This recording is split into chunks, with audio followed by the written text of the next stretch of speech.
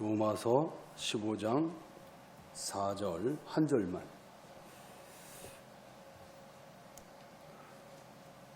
로마서 15장 4절 다 같이 합독하시겠습니다. 무엇이든지 전에 기록된 바는 우리의 교훈을 위하여 기록된 것이니 우리로 하여금 인내로 또는 성경의 위로로 소망을 가지게 함이니라. 아멘. 영국의 평론가요 역사가로서 프랑스 혁명사를 저술한 바 있는 토마스 칼라일은 이런 말을 했어요. 인간은 희망의 기초를 둔 존재다. 그런데 인간에게 있어서 희망이라고 하는 것은 생명이요 삶의 원동력인 것입니다. 아무리 풍족하고 화려한 환경 속에 살아갈지라도 희망을 상실한 인간은 하루도 제대로 살아갈 수가 없어요. 꿈이 없고 비전이 없는 민족은 죽은 것이나 다름이 없다는 것입니다. 그러나 아무리 핍박이 있고 고난의 칼날이 위협하는 상황이 올지라도 희망이 있는 사람은 능히 그 열악한 상황을 이겨낼 수가 있는 것입니다. 요즘 우리가 소상공인들이 이제 이 코로나로 인해서 벌써 이제 3년째 접어드는 이 상황 속에 너무 힘들고 어려워서 어떤 사람은 자살하는 사람이 나오고 어떤 사람들은 폐업을 하는 일들이 벌어지고 어떤 사람은 너무 많은 부채를 져가지고 어떻게 될지 모르겠다고 눈물을 글썽거리는 이런 모습도 봤어요. 그런데 오늘 우리가 이제 새로운 시간, 미지의 한 해를 시작하는 이 시간에 우리에게는 무엇보다도 뜬구름 잡는 그런 희망이 아니고 실체적인 소망이 필요한 때입니다. 그런데 우리가 소유할 소망은 세상의 사람들의 그것과는 사뭇 다릅니다. 오늘은 성경이 말씀하는 소망은 과연 어떤 것인지, 새해에는 어떤 소망을 가지고 살아야 할 것인지 성경을 통해서 함께 살펴보면서 소망으로 출발한 새해라는 제가 말씀 연대를 나누기를 원합니다. 첫째는 우리의 소망의 근거는 어디에 있느냐 하는 것입니다. 사람들은 누구나 성공하고 번영하기를 기대합니다. 이런 소망을 실현하기 위해 사람들은 자기의 능력을 개발하기도 하고 또 집안이나 가문 혹은 권력 있는 사람의 힘을 의지하기도 하고 때로는 물질이나 막연한 운을 기대하기도 합니다. 그래서 심지어는 헛된 우상에게 기대어서 자신의 소원을 성취해 줄 것을 간구하기도 합니다. 하지만 이 모든 노력은 허상에 불과합니다. 잠시 잠깐은 되는 것 같지만 결국은 아무것도 아닌 거예요. 왜냐하면 세상의 그 어떤 것도 우리 인간의 운명을 좌우할 수 없습니다. 그 모든 것은 종국에 가서는 멸망하고 다 사라져버릴 것들이 안개처럼 없어질 것들입니다. 우리 소망의 근거는 오직 삼위일체 하나님이십니다. 정녕 우리가 소망하는 하나님은 이 역사의 주관자이시고 그러면서 동시에 우리 인생의 생사화복을 주관하시는 분입니다. 그렇기 때문에 사도 바울은 성도들에게 이렇게 권면을 합니다. 우리 로마서 15장 13절을 보겠습니다.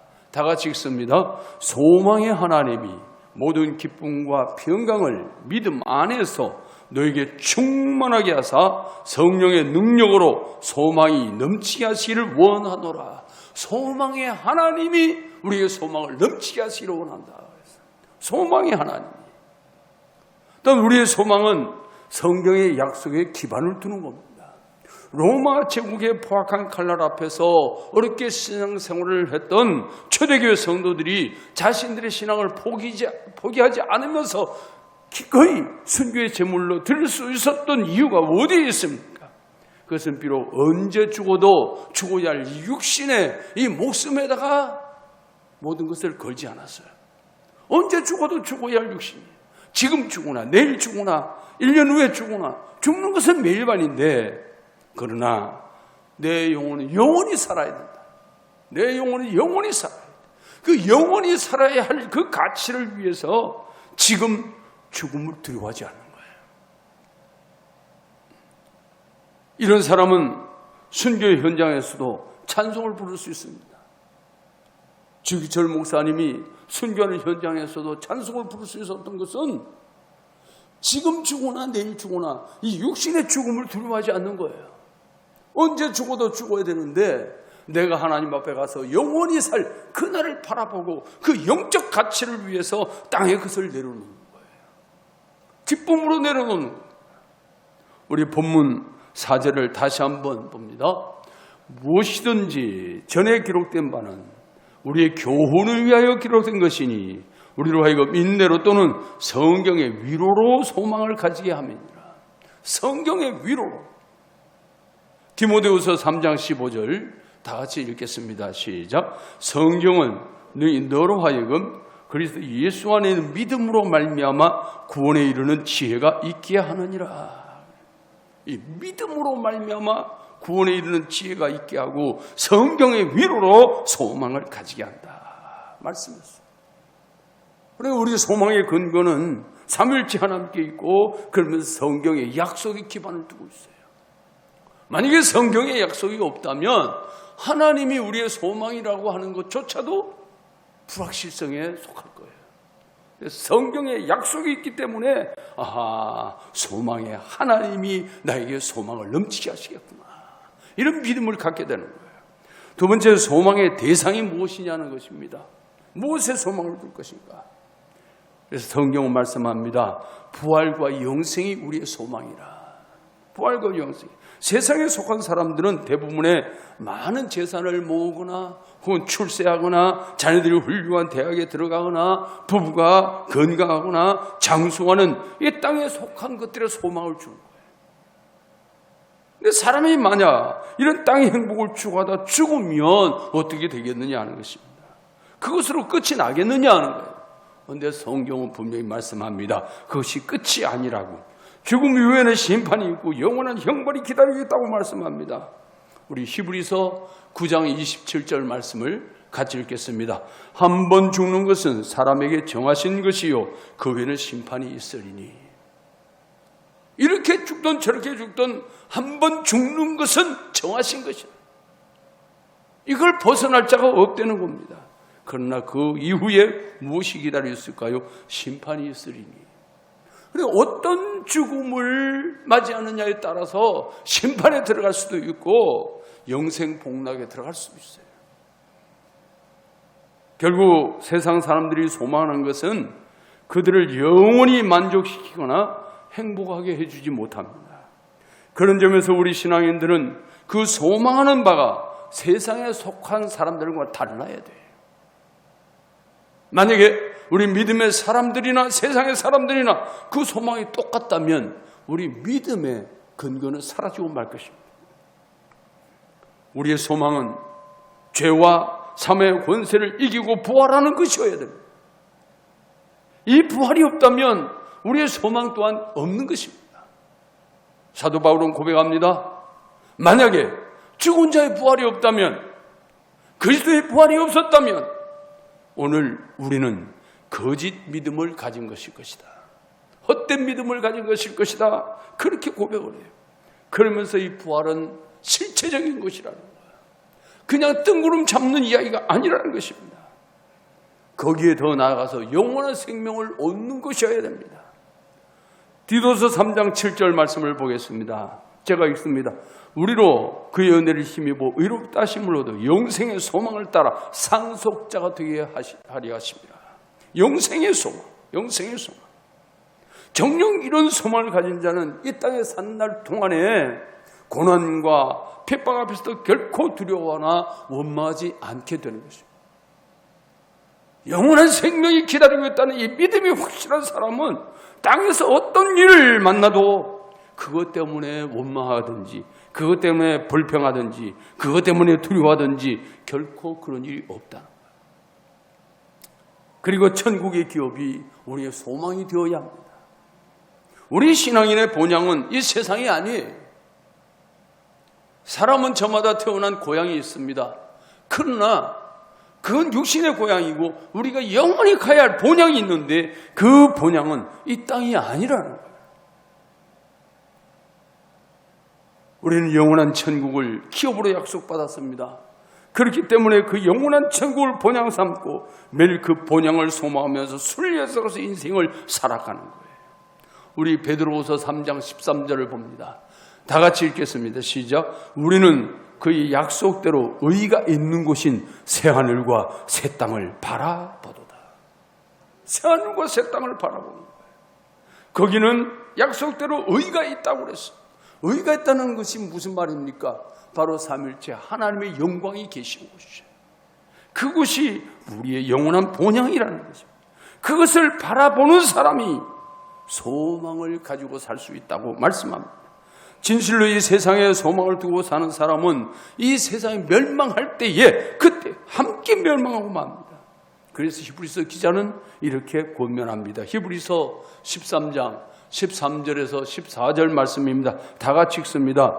우리도 그의 치욕을 짊어지고 영문 밖으로 그에게 나아가자.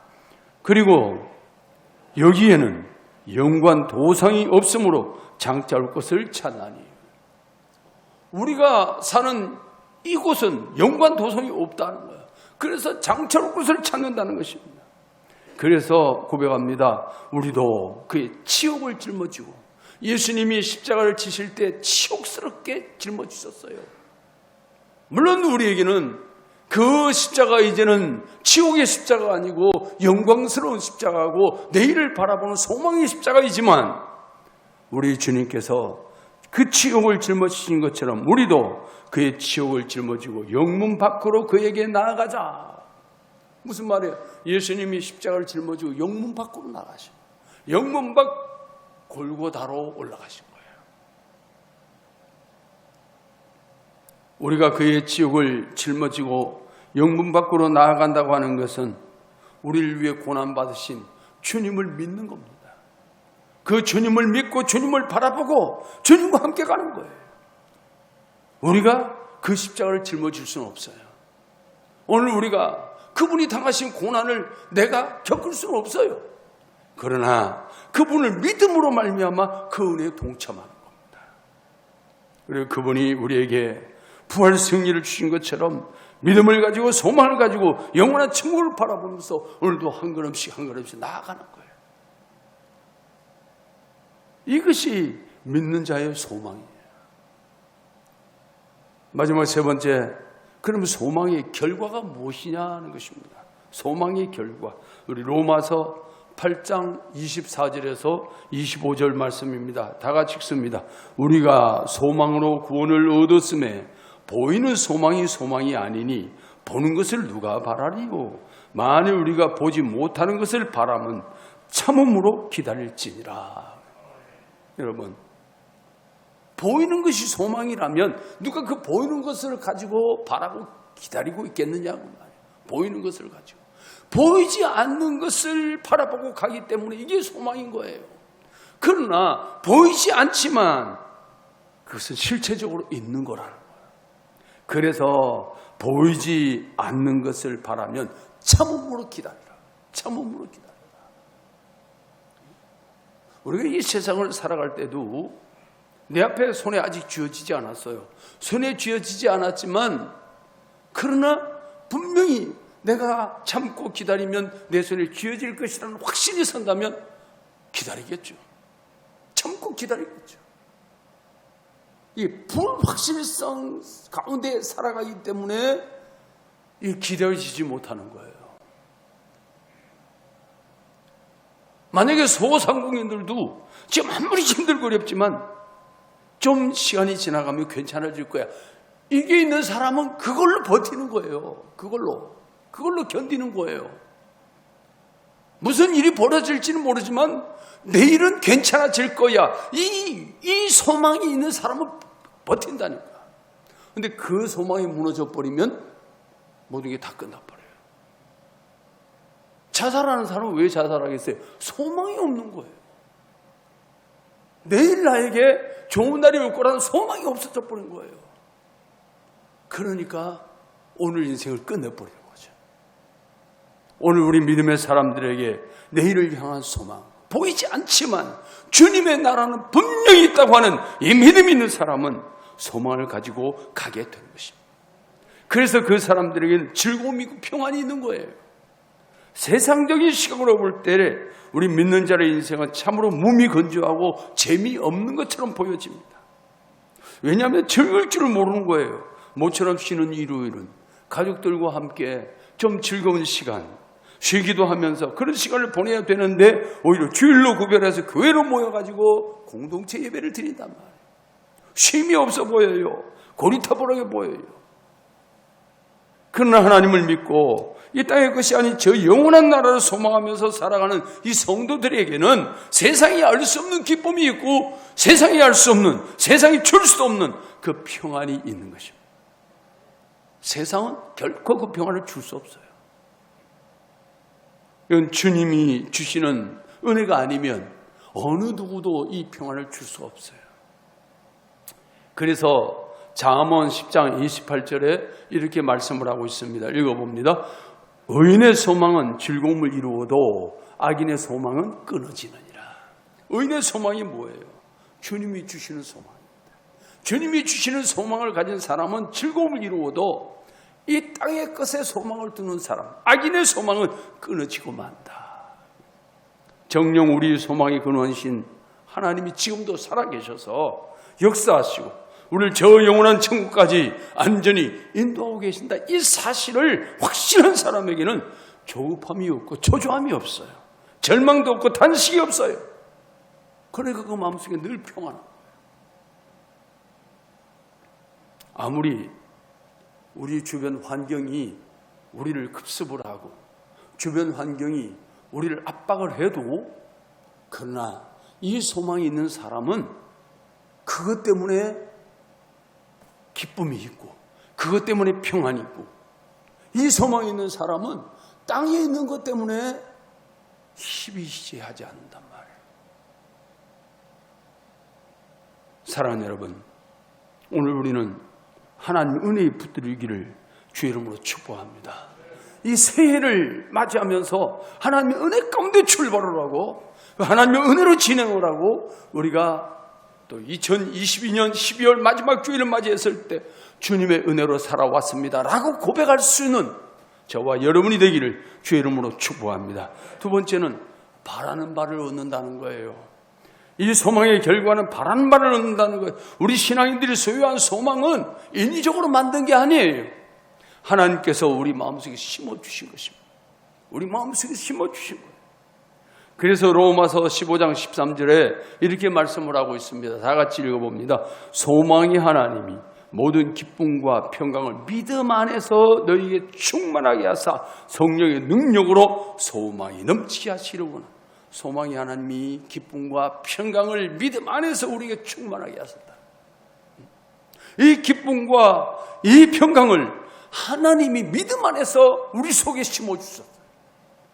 그래서 우리 마음속에 심어주신 그 하나님, 그 성령의 능력으로 이 소망이 넘치게 하시려고 합니다.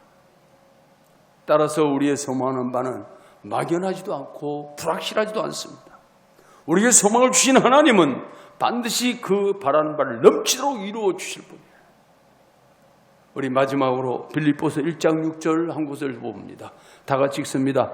너희 안에서 착한 일을 시작하시니가 그리스도 예수의 날까지 이루실 줄 우리는 확신하노라.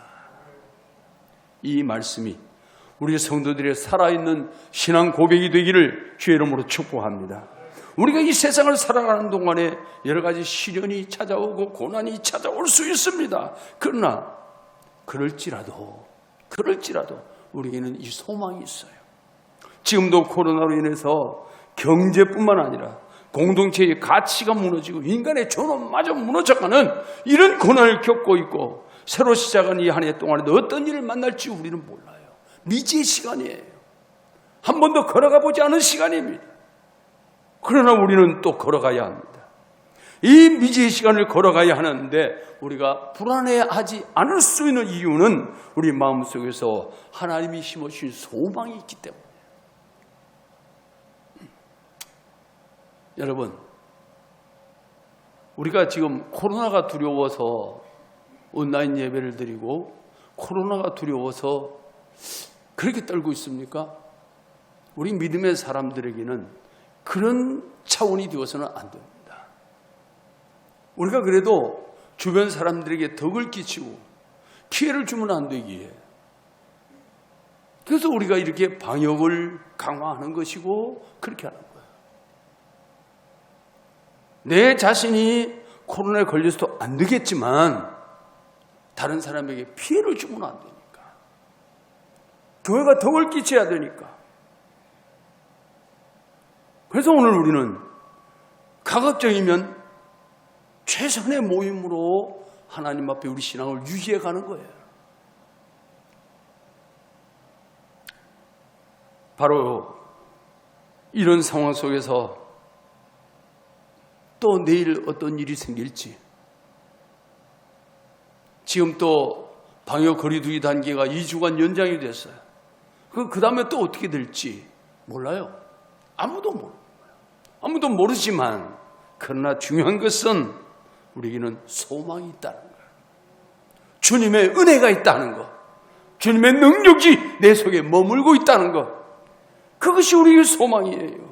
그래서 우리는 매일 심령천국을 경험하게 될 것이고 우리 입술에서는 찬송이 흘러나오게 될 줄로 믿습니다. 먹든지 마시든지 무엇을 하든지 다 하나님의 영광을 위하여 하라 라고 말씀하시는 이 말씀 앞에서 믿음으로 행하는 2022년 이민년이 되시기를 예수님의 이름으로 축복합니다. 예수님의 이름으로 축복합니다.